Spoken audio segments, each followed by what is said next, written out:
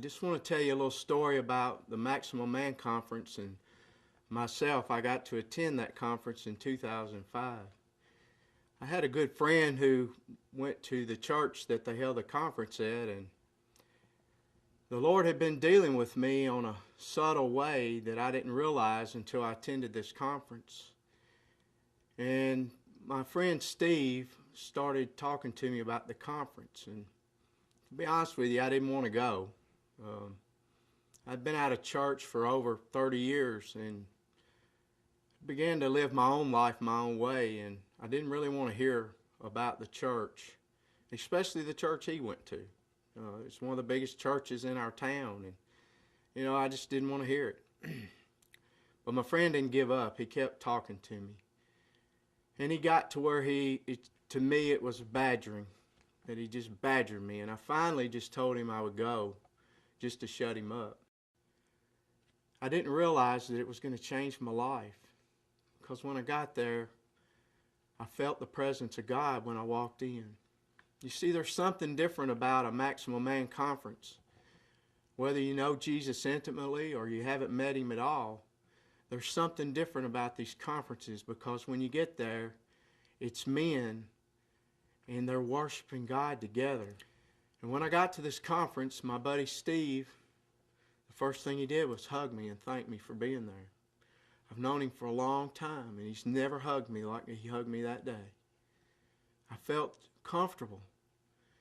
And as the conference opened and we got to sing music and stuff that I knew the words to, and I began to feel more comfortable about being there and not so angry at Steve for badgering me to come.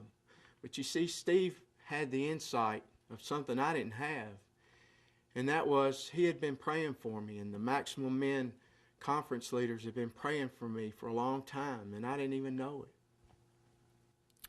When I got inside the conference, I remember the first speaker that morning was Walt Wiley. He was a funny man. He just was real comical, and he put us at ease so quickly. And I remember the words that he preached was out of Luke chapter 5 about a fisherman named Simon Peter. It was a mirror of who I was. And through that whole message, he just kept telling us how much that God loves us and how much we need him. And I knew then that I needed Jesus. And I remember at the end of that, at the end of his speech, he got us to bow our heads. And I remember him asking, if anyone here needs Jesus, today's the day to ask him into your heart. And for the first time in my life, I prayed that prayer. And when I did, the most awesome, wonderful peace came in my heart.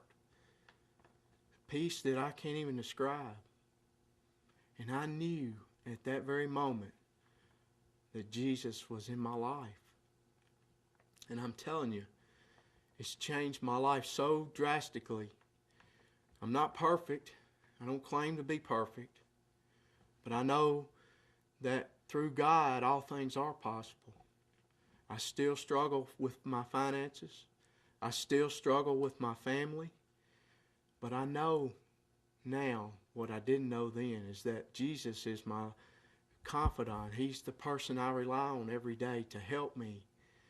And through all of that, three weeks after the Maximum Man Conference, 4 guys got together and started a men's Bible study once a week. I've been doing that every Tuesday night for 3 years. The Maximum Man Conference is a wonderful opportunity for many people to come to know Jesus. But it's also a great time for people who do know Jesus to get together and commit themselves and recommit themselves to what God has for them in their life. I just thank you for the opportunity to speak to you, and may God bless you richly.